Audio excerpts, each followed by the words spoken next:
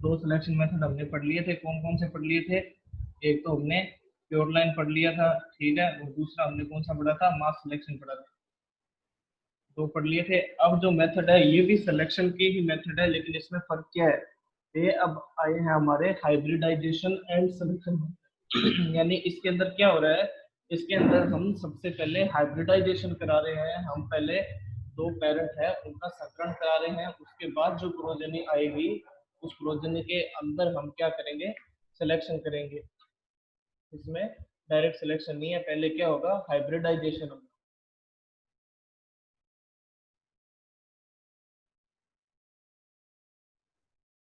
तो इसके लिए इसको हैंडलिंग ऑफ सेग्रीगेटिंग पॉपुलेशन जो होता है उस हेडिंग से भी इसको बता सकते हैं। क्या? Handling of segregating population. तो इसमें एक वो भी आएगा बैक्रॉस मेथड, लेकिन बैक्रॉस मेथड थोड़ा बड़ा है तो वो हम कल पढ़ेंगे कि कैसे कोई डिजीज रेसिस्टेंस का कोई जीन है तो वो हम किसी दूसरी प्रोजेनी के अंदर ट्रांसफर कर सकते हैं, उसमें जीन ट्रांसफर होगा। तो ये हम कल पढ़ेंगे। आज हम पढ़ेंगे एक तो पेडिग्री मेथड, एक बल्क मेथड और एक एसएसडी मेथड यानी सिंगल सीड डेसेंट मेथड।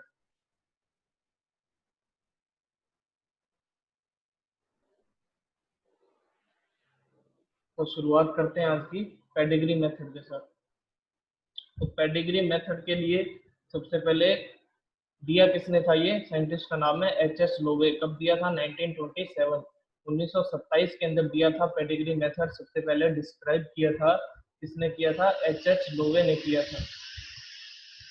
तो पेडिग्री मेथड से पहले सबसे पहले ये पता होना चाहिए कि पेडिग्री होता क्या है, किसको बोलते हैं पेडिग्री? तो पेडिग्री बोलते हैं एक डिस्क्रिप्शन होता है, एक वर्णन होता है किसका?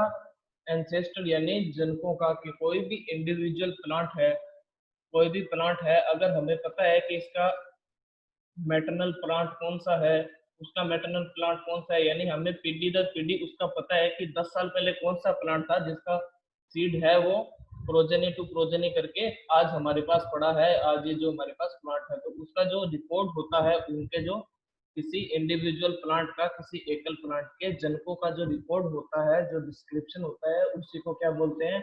उसी को ही पेडिग्री बोला जाता है। क्या बोलते हैं उसको? पेडिग्री। तो ये क्या होता है जनरली?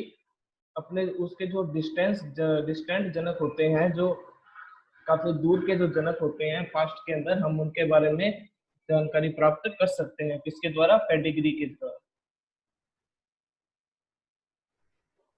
तो इसके लिए जो पेडिग्री होगा वो क्या डिस्क्राइब कर देगा? वो उसके किसी प्लांट के पेरेंट्स, उसके ग्रैंड पेरेंट्स और ग्रेट ग्रैंड पेरेंट्स भी हमें बता देगा, और उससे भी ऊपर की जो जनक है, जो उसकी पीढ़ियां हैं किसी प्लांट की, वो हम बता सकते हैं अगर हमारे पास पेडिग्री है। पेडिग्री यानी का उसका एक रिकॉर्ड है सारे उसके जनकों का। तो पेडिग्री में क्या होता है कि जब हमें जनकों का पता चल जाता है कि ये क्या है, मतलब सीजन बाय सीजन हम इनको ग्रो कर रहे हैं, तो इसका जनक है वो ये है। इसका मतलब क्या होगा कि हो सकता है इनमें वेरिएशन तो है, लेकिन कुछ जीन ऐसे भी है जो इन दोनों के अंदर क्या है? कॉमन है। वो जीन इसके अंदर भी है, वो जीन इसके अंदर भी है। कुछ जीन क्या होते हैं इसके अंदर? कॉमन होते हैं। क्यों? क्योंकि वो उसी के जनक की प्रोजेनी है। तो प्रोसीजर क्या होता है पेडिग्री मेथड का? तो पेडिग्री मेथड के अंदर क्या करते हैं? इंडिविजुअल प्लांट्स, इंडिविजुअल बताया था आपको क्या होता है इंडिविजुअल, यानी कोई भी एक प्लांट सिलेक्ट करते हैं और उसको क्या करते हैं? इंडिविजुअली उसको एक अलग लाइन में सोइंग करते हैं, अलग अलग ग्रो करते हैं, तो उसको बोलते हैं इंडिविजुअल। तो इंडिविजुअल प्लांट्स को सिलेक्ट किया जाता है F2 के अंदर। अब ये देखो यहाँ पर F2 नाम आ रहा है, F2 नाम आ रहा है, इसका मतलब क्या है? F2 से पहले क्या हो रहा है? क्रॉस हो रहा है, ठीक है। दो पेरेंट के बीच में क्रॉस हो रहा है, जब क्रॉस होगा तभी तो F2 आएगा। इसलिए इसकी स्टार्टिंग कहाँ से हो रही है? इसका पहला स्टेप हो रहा है हाइब्रिडाइजेशन। सबसे पहला जो स्टेप है इसका हाइब्रिडाइजेशन यानी कि संकरण है, वो इसका पहला स्टेप है। उसके बाद में F2 प्लांट है, जो F2 प्रोजेनी है उसके अंदर इंडिविजुअल प्लांट्स को सिलेक्ट किया जाता है और उनकी प्रोजेनी टेस्ट किया जाता है।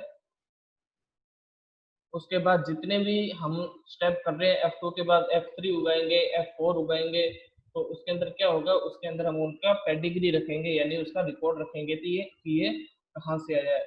एक एग्जांपल कल भी बताया था, अभी भी बता देता हूँ मैं कि कैसे पेडिग्री रिकॉर्ड रखा जाता है। जैसे कि पेडिग्री के अंदर क्या रखते हैं, एक ऐसे नाम सा दे देते हैं किसी को भी,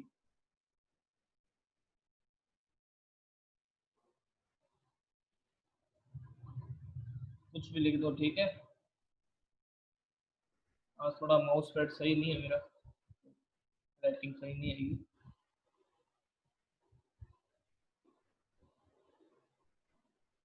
इस तरह से क्या होता है, एक कोड लिखा जाता है, तो उस कोड कोड को इस तरह से डिकोड किया जाता है कि मतलब कि जो F4 जो पीटी है, किसकी पीटी, XS9720 है ईयर, यानी कि 2020 में हमने क्रॉस किया था कोई, ठीक है, और उस क्रॉस का नाम है XS97, जिसके अंदर हमने कोई भी प्लांट के जो क्रॉस है, दो वैरायटी है, तो उस क्रॉस के हिसाब से इसको नाम दे दिया जाता है कि 2020 के अंदर अंदर हमने कोई क्रॉस किया है, कौन सी पीडी है, F4 पीडी है।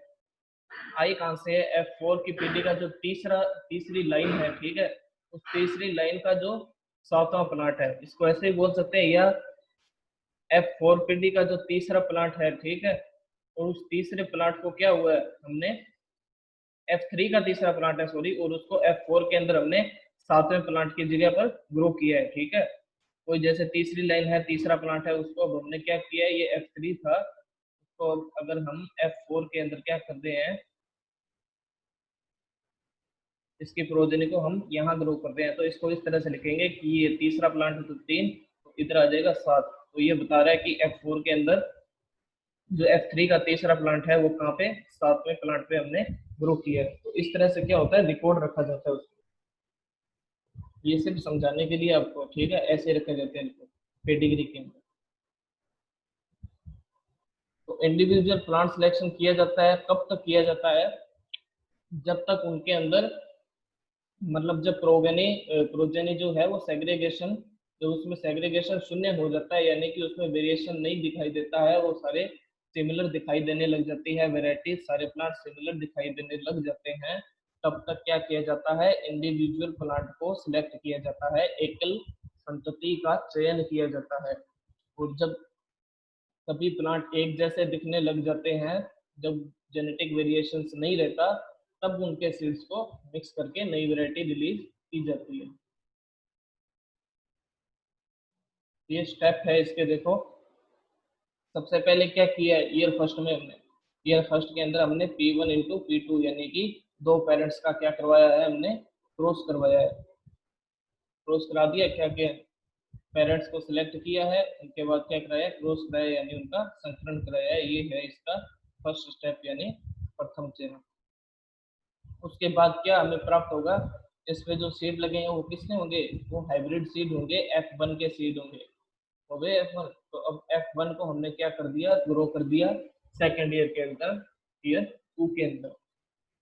अब F1 के अंदर क्या किया है, F1 के अंदर हमने 50 से 100 प्लांट सिलेक्ट किए हैं, 50 से 100 हमने प्रोजेनी सिलेक्ट की है, और इनके जो बीज है उनको क्या किया है, मिक्स कर लिया है, ठीक है। बल्क सीड का मतलब क्या है कि जो हाइब्रिड वैरायटी से जो सीड निकले हैं उनको क्या किया है, हमने मिक्स कर दिया है। मिक्स करने के बाद जब ईयर 3 आएगा, यानी PD F2 आएगी, इसके अंदर क्या होगा, स्पेस प्लांट किया है। स्पेस प्लांट क्यों होता है,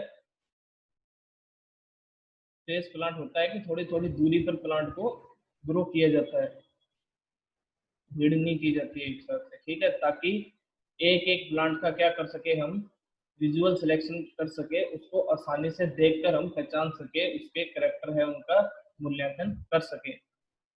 और इसके बाद अब क्या हो रहा है, अब इंडिविजुअल प्लांट का सिलेक्शन हो रहा है और उसको क्या कर रहे हैं, ग्रो कर रहे हैं। ये देखो जैसे इधर कोई प्लांट था, ईयर 3 के अंदर इधर कोई प्लांट था, ठीक है। अब एक प्लांट है तो एक प्लांट पर कितने सीड होते हैं, एक प्लांट पर होते हैं ना 20 30 40 100, कितने भी सीड हो सकते हैं, क्रॉप पर डिपेंड करता है वो, ठीक है। तो एक प्लांट पर जितने सीड होते हैं, एक प्लांट को हमने सिलेक्ट किया और उसके जितने सीड है, जैसे 20 सीड निकले हैं, तो उस 20 बीजों को क्या किया है हमने, एक लाइन के अंदर सोइंग कर दी है उसकी, ईयर 4 के अंदर, ठीक है।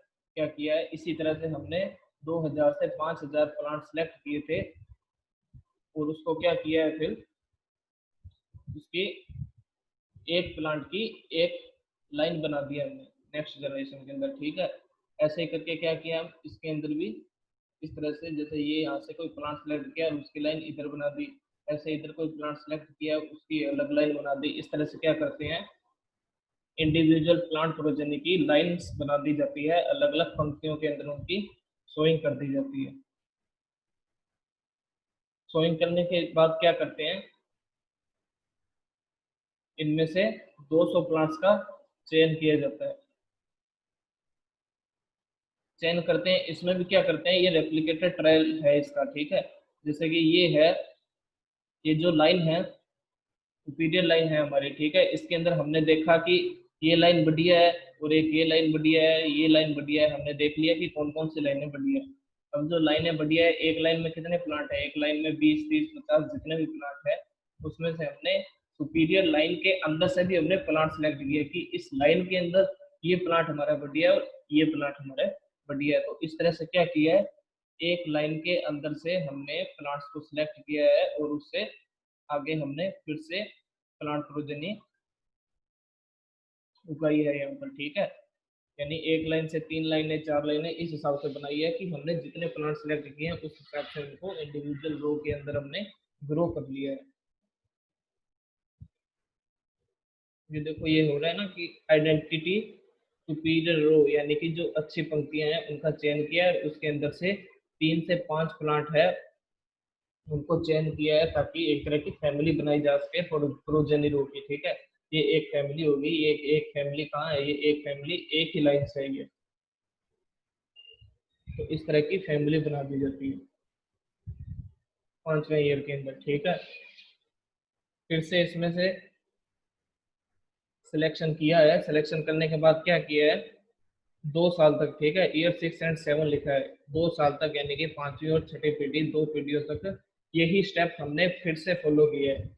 जो स्टेप हमने पहले किया था, यहाँ से जो हम स्टेप कर रहे हैं, एक्चुअली यहाँ से ही हम ये स्टेप कर रहे हैं, ठीक है। यही कर रहे हैं ना हम, एक प्लांट सेलेक्ट कर रहे हैं, उसके जो सीड्स है उनको क्या कर रहे हैं, एक रो के अंदर सोइंग कर रहे हैं। इसके अंदर हमने एक रो को सिलेक्ट किया, रो के अंदर से प्लांट सेलेक्ट किया और उसको प्रोजेनी के अंदर एक फैमिली के रूप में ग्रो कर लिया। यही स्टेप फिर क्या हो रहा है, छठे और 7वें साल भी हो रहा है, यानी 2 साल तक यही हो रहा है। और इसके बाद में क्या हो रहा है, इसके बाद में जो प्रोजेनी निकलती है इसके अंदर सुपीरियर प्लांट्स सेलेक्ट किए जाते हैं और सुपीरियर प्लांट्स का क्या करते हैं, वही चीज करते हैं जो बाकियों में करते हैं, क्या, प्रीलिमिनरी यील्ड ट्रायल। जो लोकल वैरायटी है जिसकी हाई यील्ड है उनके साथ में इनको सोइंग की जाती है, दोनों का कंपैरिजन किया जाता है कि जो हमने वैरायटी बनाई है अगर उसकी यील्ड है तो पहले वाले कोई सुपीरियर वैरायटी है उसकी यील्ड से ज़्यादा है, या कोई भी जो हम करेक्टर ले लें वो उस करेक्टर क्या है हमारी वैरायटी में ज़्यादा है, तो उसको आगे के लिए क्या करते हैं, अगले स्टेप पे भेजा जाता है। अगले स्टेप में क्या करते हैं, MYT करते हैं, मल्टी लोकेशन यील्ड ट्रायल। अलग अलग स्थानों पर उसको उगाया जाता है चेक वैरायटी के साथ में, और उसके जो स्टैंडर्ड्स है वो चेक किए जाते हैं। अगर ये सारे के सारी चीज़ों में अगर वैरायटी ये खड़ी उतरती है तो क्या करते हैं, उसको एक वैरायटी के रूप में रिलीज कर दिया जाता है, सीड का मल्टीप्लिकेशन किया जाता है और फार्मर्स के अंदर क्या करते हैं, डिस्ट्रीब्यूट कर दिया जाता है, बांट दिया जाता है। आया समझ, बताओ आ गया या नहीं आया।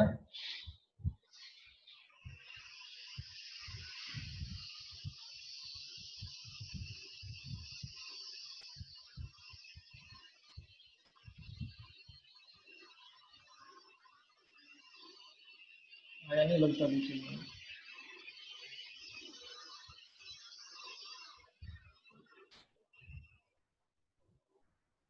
अब देखते हैं पेडिग्री मेथड के गुण, उसके मेरिट्स, ठीक है, कि क्या क्या लाभ है पेडिग्री मेथड के।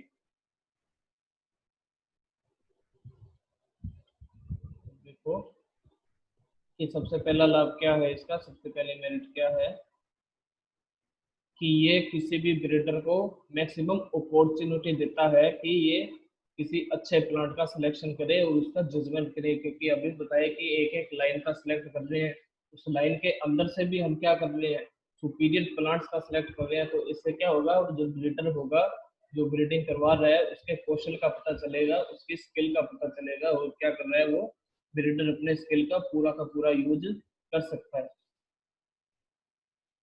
दूसरा है कि ये उन कैरेक्टर्स के लिए बहुत ज्यादा सूट करता है, वेल सूटेड है। कौन से कैरेक्टर, जो कि सिंपली इनहेरिटेड है, यानी कि आसानी से इनहेरिटेट करते हैं, यानी कि अगली वंशावृत्ति नहीं शो करते हैं, ठीक है। जो इजिली अगली जनरेशन में नहीं जा रहे हैं, उनके लिए क्या है, ये वेल सूटेड है। क्यों? क्योंकि इसके अंदर ईयर बहुत लगा रहे हैं हम, इंडिविजुअल प्लांट को हम क्या कर रहे हैं, बार बार ग्रो करके देख रहे हैं कि ये सिलेक्शन जो कैरेक्टर्स है वो शो कर रहा है नहीं कर रहा। उसमें क्या होगा, जो सिंपली इनहेरिटेड कैरेक्टर है उसको क्या कर रहे हैं, कहीं पर भी अगर वो परफेक्ट हो रहा है सिलेक्शन, तो हम क्या कर रहे हैं, उसको आगे फिर से इंडिविजुअल ग्रो करके चेक कर रहे हैं बार बार।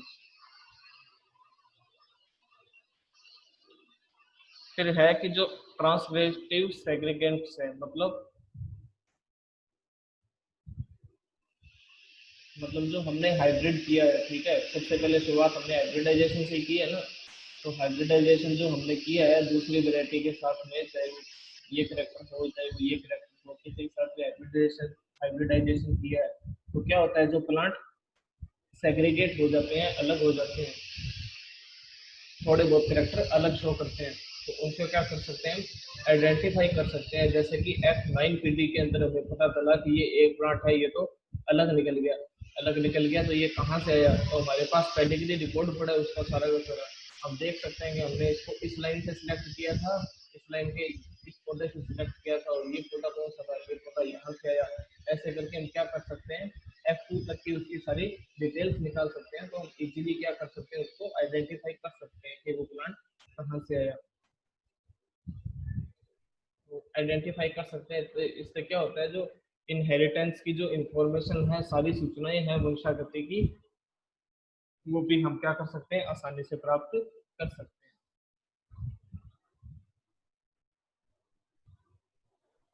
अब है कि नुकसान क्या क्या है, डीमेरिट क्या क्या है, और गुण क्या क्या है पेडिग्री मेथड के।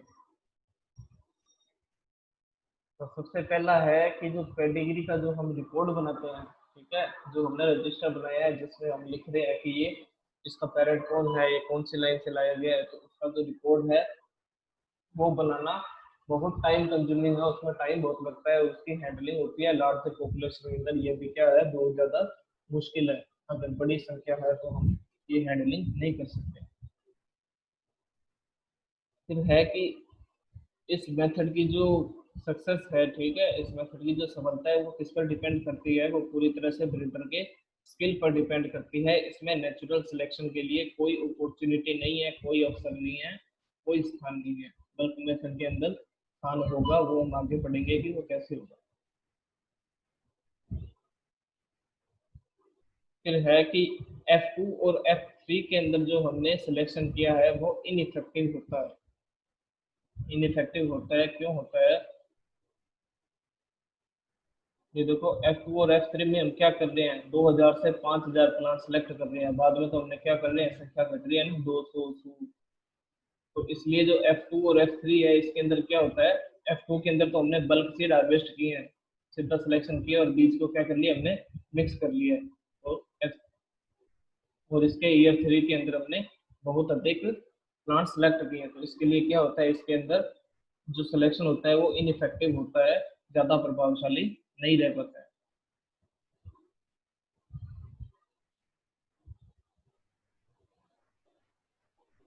उसके बाद अब बात करते हैं हम बल्क मेथड।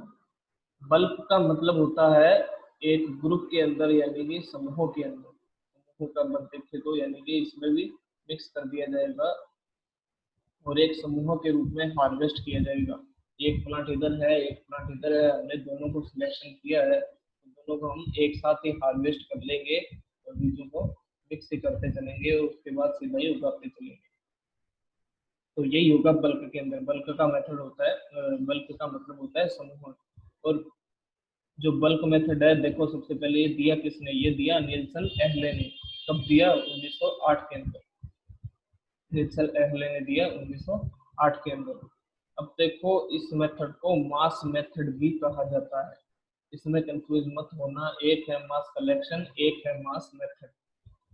जो मास सिलेक्शन है वो सीधे सिलेक्शन की टेक्निक है कि सीधा ही सिलेक्शन करना होगा उसमें, लेकिन जो मास मेथड है वो क्या है, मास मेथड बल्क मेथड का दूसरा नाम है। इसमें पहले हाइब्रिडाइजेशन होता है, उसके बाद सिलेक्शन होता है। तो मास मेथड और मास सिलेक्शन में कंफ्यूज मत होना, बाकी आप बल्क मेथड के नाम से इसको याद रखना, लेकिन ये क्या है, ये कंफ्यूजन से बचने के लिए थोड़ा सा याद रखना होगा। और इसको क्या कहते हैं, पॉपुलेशन मेथड भी कहते हैं। पॉपुलेशन क्यों, क्योंकि बल्क का मतलब बताया था आपको, समूह होता है, ग्रुप होता है, बहुत अधिक संख्या होती है, उसको बल्क बोलते हैं। तो पॉपुलेशन भी वही चीज है। इस मेथड के अंदर क्या करते हैं, इस मेथड के अंदर जो F2 और उसके जो आगे के जितने भी जनरेशन है उसको बल्क के अंदर हार्वेस्ट किया जाता है, यानी उनको समूह के अंदर एक साथ अधिक संख्या के अंदर हार्वेस्ट किया जाता है और सीधी नेक्स्ट जनरेशन के अंदर क्या करते हैं, उसको ग्रो कर लिया जाता है। इस तरह से जो बल्किंग का पीरियड होता है, बार बार ये जो स्टेप होता है, ये कब तक रिपीट होता है, 6 से 7 जनरेशन तक यही काम करते हैं। क्या काम करते हैं कि F2 के अंदर एक साथ ही सभी को हार्वेस्ट कर दिया जाता है और नेक्स्ट जनरेशन के अंदर ग्रो कर लिया जाता है। ये काम क्या होता है, 6 से 7 जनरेशन तक चलता है। जो सिलेक्शन है वो हर जनरेशन में किया भी जा सकता है, कैन बी मेड, यानी किया जा सकता है, जरूरी नहीं है कि हम हर जनरेशन के अंदर सिलेक्शन करें।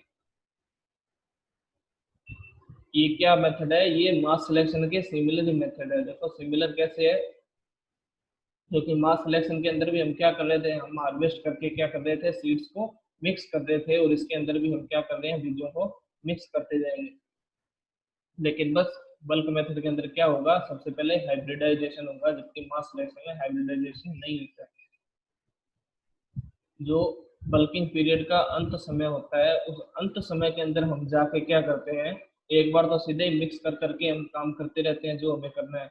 उसके बाद अंत के अंदर हम सिंगल प्लांट को सिलेक्शन करते हैं, उसको सिलेक्ट करते हैं और उसको प्रोजेनी टेस्ट करते हैं, यानी उसको अलग रो के अंदर सोइंग करके हम उसकी यील्ड एबिलिटी को चेक करते हैं अंत के अंदर।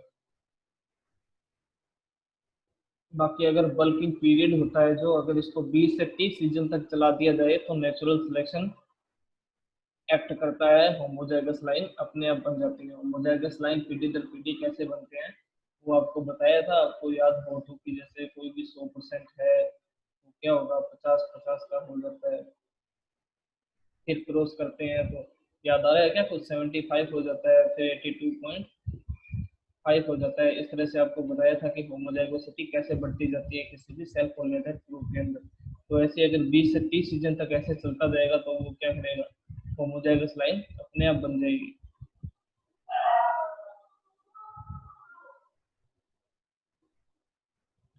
देखो बल्क सिलेक्शन में होता क्या है, बल्क मेथड के अंदर, बल्क मेथड सबसे पहला स्टेप है वही, कौन सा, हाइब्रिडाइजेशन। पेरेंट 1 और पेरेंट 2 का क्या करते हैं, आपस में क्रॉस कराया जाता है F1 के अंदर। जो सीड हमें प्राप्त हुआ उस सीड को ईयर 2 के अंदर उसकी सोइंग कर दी जाती है, उसको बोया जाता है। उसके बाद क्या करते हैं, उसके बाद इसमें से प्लांट्स जो हुए हैं 50 से 100 प्लांट सिलेक्ट करते हैं, उनके बीज को क्या करते हैं, एक साथ ही उनको हार्वेस्ट किया जाता है। एक साथ हार्वेस्ट करने के बाद उनको क्या करते हैं, जो नॉर्मल सीडलिंग रेट होती है, कमर्शियल सीडलिंग रेट, ठीक है, वैसे हम क्या कर रहे थे, इससे जो पहले पेडिग्री मेथड था उसमें हम क्या कर रहे थे, स्पेस प्लांटेड कर रहे थे।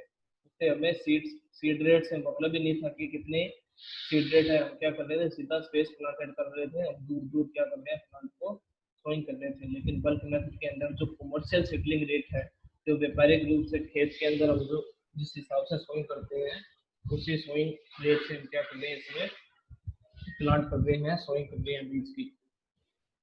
फिर इसमें से क्या कर रहे हैं, 2000 से 3000 प्लांट फिर से सिलेक्ट करेंगे, उनको एक साथ हार्वेस्ट कर लेंगे, उनके सीड को मिक्स कर देंगे। मिक्स करने के बाद वापस यही स्टेप क्या करेंगे, फिर से 2 से 3000 सिलेक्ट करेंगे। तो ये स्टेप क्या हो रहा है, ये चलता जाएगा, कब तक चलता जाएगा, ये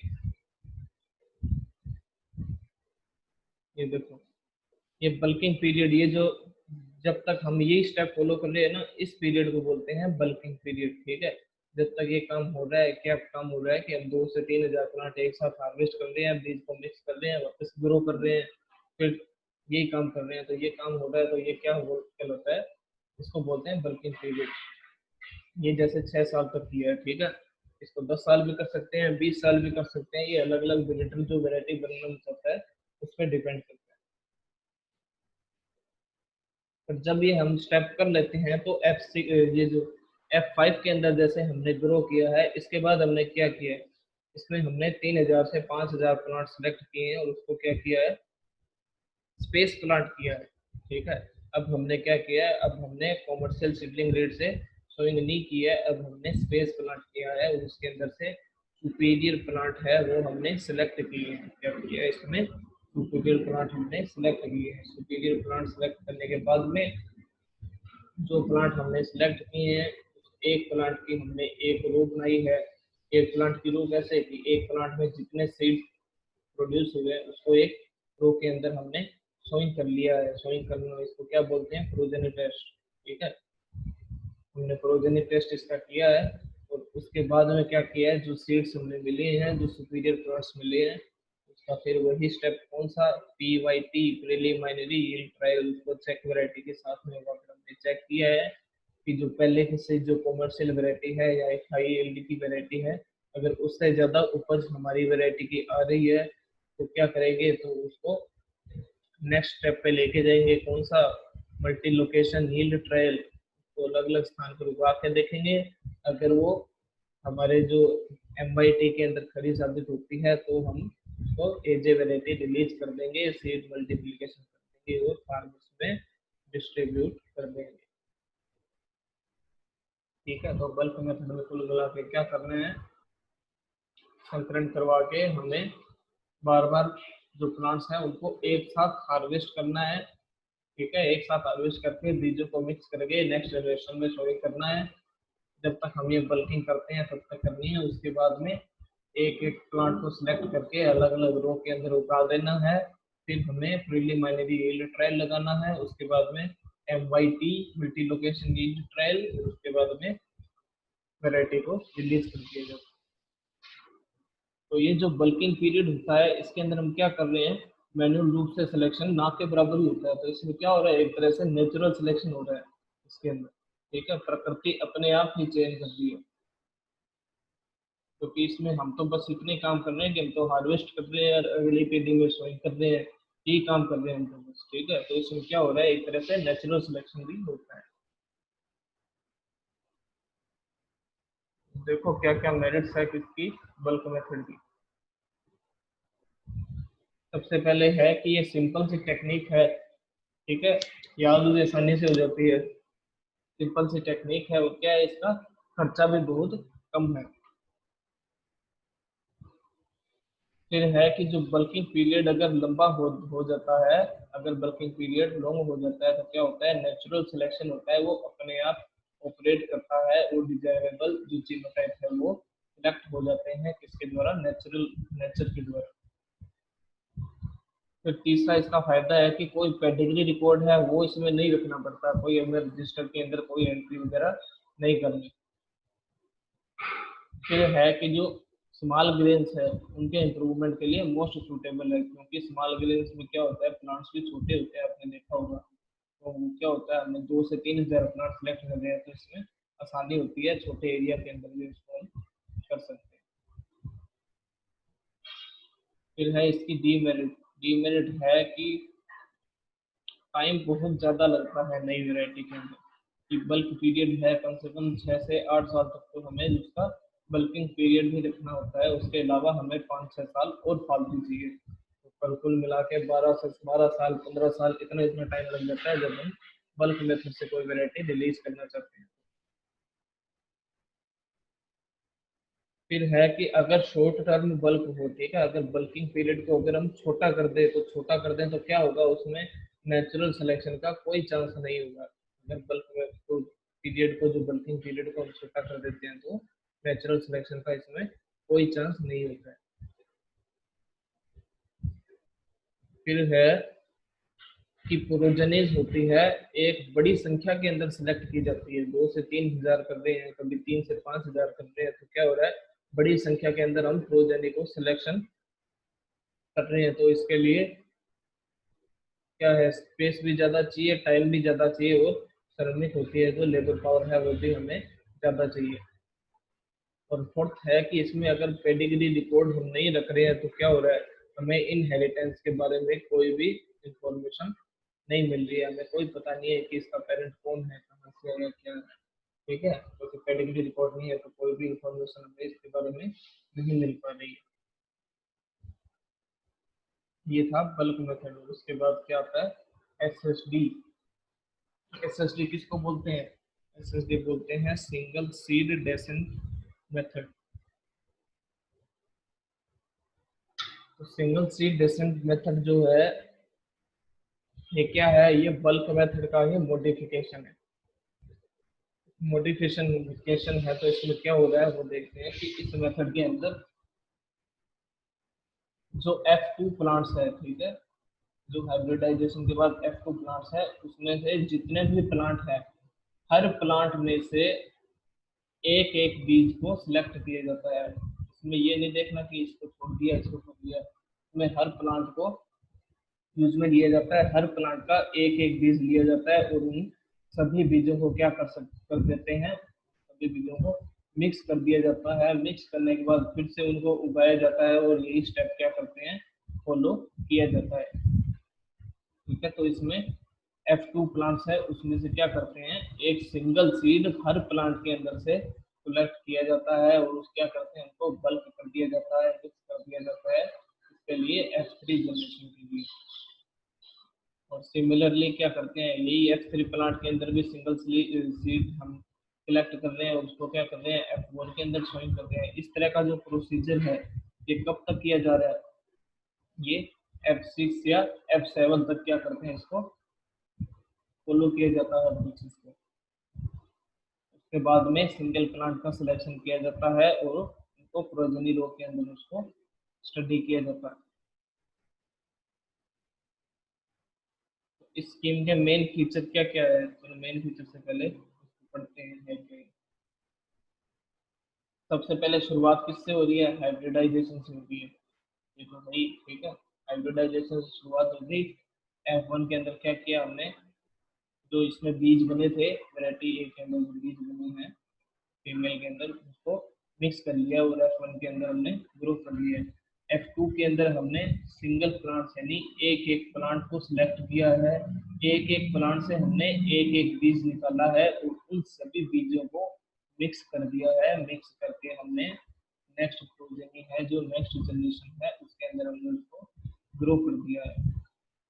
तब तक कर दिया है ये F5 तक भी चल रहा है, ठीक है, F6 तक हो सकता है, F5 तक हो सकता है। इसके बाद में क्या किया है, इसके बाद में इसमें हमने देखा है जो सुपीरियर प्लांट कौन सा है, जो सुपीरियर प्लांट था उसमें जो जितने भी बीज लगे हुए थे एक पौधे के अंदर, तो जितने भी 8, 10, 15 जितने बीज थे उसको हमने एक लाइन के अंदर ग्रो किया है। इस तरह से हमने इंडिविजुअल लाइंस के अंदर क्या किया है, F6 जो है उसको ग्रो कर लिया है। F6 के अंदर से हम फिर से जो सुपीरियर प्लांट्स हैं उनको छांटेंगे, और छांटने के बाद क्या करेंगे, PYT, ठीक है, प्रीलिमिनरी यील्ड ट्रायल करेंगे। प्रीलिमिनरी यील्ड ट्रायल के बाद क्या करेंगे, कोऑर्डिनेटेड यील्ड ट्रायल, यानी कि जो मल्टी लोकेशन है, मल्टी लोकेशन ट्रायल है, इनको अलग अलग स्थान पर ग्रो करेंगे, और कॉमर्शियल वैरायटी जो है, ठीक है, संबंधित उपज परीक्षण यानी कि जो दूसरी चेक वैरायटी है उसके साथ में इसको ग्रो करके देखेंगे कि ये अलग अलग स्थान पर उस स्थान की जो लोकल वैरायटी है उससे ज्यादा उपज हमें दे पा रही है कि नहीं दे पा रही है। अगर वो लोकल वैरायटी से ज्यादा उपज दे रही है तो क्या करेंगे, हम सीड का मल्टीप्लीकेशन करेंगे, और मल्टीप्लीकेशन करने के बाद में वैरायटी रिलीज करके हम क्या करेंगे, किसानों के अंदर डिस्ट्रीब्यूट कर देंगे। अब देखो क्या क्या इस मेन फीचर क्या क्या है एसएसडी के। सबसे पहला है कि जो सिलेक्शन है वो नहीं किया जाता है F6 और F7 तक, ठीक है, ये फीचर है इसके, ठीक है। तो इसमें क्या करते हैं, F6 और F7 तक सिलेक्शन नहीं करते हैं और ये जो पॉपुलेशन है वो क्या होती है, होमोजाइगस बन जाती है। होमोजाइगस कैसे बनती है वो आपको पता है कि पीडी सेल फॉर्मेशन होने पर होमोजाइगोसिटी इंक्रीज होती है। तो F6 और F7 तक हम क्या कर रहे हैं, सारे के सारे जो प्लांट है सिलेक्ट करके उनके जो बीज है उनको आपस में मिक्स कर दे रहे हैं। इसका मतलब इसमें सारे के सारे प्लांट ले रहे हैं, तो इसमें क्या होगा, सिलेक्शन हम नहीं कर रहे हैं F6 और F7 तक। उसके बाद है कि F2 के अंदर जितने भी प्लांट थे वो सारे के सारे F6 और F7 जनरेशन तक क्या हो रहे हैं, रिप्रेजेंट हो रहे हैं। क्यों? क्योंकि हमने एक सीट सिलेक्ट किया तो ज्वाइन किया, उसके सीट को सिलेक्ट किया, ऐसा करके ये क्या होगा, उसके पेरेंट कौन से हैं, पेरेंट मेन तो वही है ना, F2 ही है इसका पेरेंट। तो इसका मतलब क्या होगा, F2 प्लांट ही आगे जाके बार बार रिप्रेजेंट हो रहा है F6 या F7 जनरेशन तक। उसके बाद तीसरा फीचर है इसका कि इस मेथड के अंदर पॉपुलेशन साइज है उसको, उसकी जो संख्या है उसमें कमी आ सकती है। ठीक है, ये चांस है कि जो पॉपुलेशन की संख्या है उसमें रिडक्शन हो जाए पेस्ट के कारण, डिजीज के कारण या प्योर जर्मिनेशन के कारण। जैसे कि F2 के अंदर हमने क्या किया है, मान लो कि हमने तो 100 प्लांट उगाए थे जी F2 के अंदर। ठीक है, F2 के अंदर हमने 100 प्लांट उगा दिए, तो हर प्लांट में से हम क्या कर रहे हैं, एक बीज ले रहे हैं। तो हमने क्या कर लिया, हमारे पास 100 बीज हो गए, 100 बीज हमने क्या किया, मिक्स कर लिए। मिक्स करने के बाद में हमने F3 के अंदर उगा दिए। लेकिन F3 के अंदर क्या हुआ, F3 के अंदर 10% जो सीड है वो जर्मिनेट ही नहीं हुई, और जो 20% जो प्लांट थे वो क्या हो गए, उनमें कोई डिजीज आ गया, कोई रोग आ गया, या किसी भी कारण कोई वो प्लांट जो है वो नष्ट हो गया। नष्ट हो गया तो हमारे पास कितने प्लांट बचेंगे, हमारे पास 70 ही प्लांट बचेंगे। फिर हमें 70 में से सिलेक्ट करेंगे, फिर से आगे हम ग्रो करेंगे। इसमें भी वही सीन होगा, क्या होगा कि इसमें भी कुछ जर्मिनेट नहीं होंगे, कुछ क्या होगा, डिजीज लग जाएगा। तो इसमें हमारे पास कितने बचेंगे, और भी कम हो जाएंगे, हो सकता है 50 बचे, 40 बचे, 60 बचे। ठीक है, तो इस तरह से क्या हो रहा है, जो पॉपुलेशन का साइज है वो घटता जा रहा है। तो इसके लिए बेसिकली इसके अंदर क्या करते हैं, एक से दूसरी पीढ़ी में जाने पर जो 70% पॉपुलेशन ही रह जाती है, यानी कि हमारे पास 100 प्लाट है तो 100 में से 70 ही आगे पहुंच पाते हैं। तो इस हिसाब से इसमें पॉपुलेशन का सिलेक्शन किया जाता है F2 के अंदर। ठीक है, तो उसके बाद है कि रैपिड जनरेशन एडवांसमेंट। ये क्या, ये ऐसे है कि जब इसके अंदर संख्या कम है प्लांट्स की, ठीक है, अगर इसके अंदर प्लांट्स की संख्या कम है तो जो जनरेशन है उसको हम एडवांस में कैसे स्विंग कर सकते हैं, ऑक्सीजन नर्सरी के अंदर या ग्लास हाउस के अंदर। ग्लास हाउस के अंदर क्या कर सकते हैं, जब प्लांट की संख्या कम है तो हम इसके अंदर ही प्लांट उगा सकते हैं। जब हमने रबी के अंदर कोई क्रॉप उगाई है, रबी की क्रॉप है, हमने क्या किया, उसको खरीफ के अंदर भी ऑक्सीजन नर्सरी हमने खरीफ के अंदर भी उगा लिया, इसके अंदर ग्लास हाउस के अंदर। ठीक है, रैपिड का मतलब होता है तेजी से। ठीक है, जनरेशन यानी जनरेशन है तो हम तेजी से जनरेशन उगा रहे हैं। तो खरीफ के अंदर हमने उसी साल उगा लिया, तो क्या हो गया, एक साल के अंदर हमने दो प्रोजनी उगा ली, दो पीढ़ियां हो गई, F2 और F3 या F3 F4 कोई भी हो। ठीक है, दो पीढ़ियां क्या किया हमने एक साथ उगा लिए, एक साल के अंदर उगा लिए, रबी के अंदर एक, खरीफ के अंदर एक, ऐसे करता। तो इसको बोलते हैं रैपिड जनरेशन एडवांसमेंट। तो संख्या कम होने के कारण क्या कर सकते हैं, इसमें रैपिड जनरेशन एडवांसमेंट भी किया जा सकता है। ये क्या है, ये भी इसका फायदा है, ये इसका लाभ है।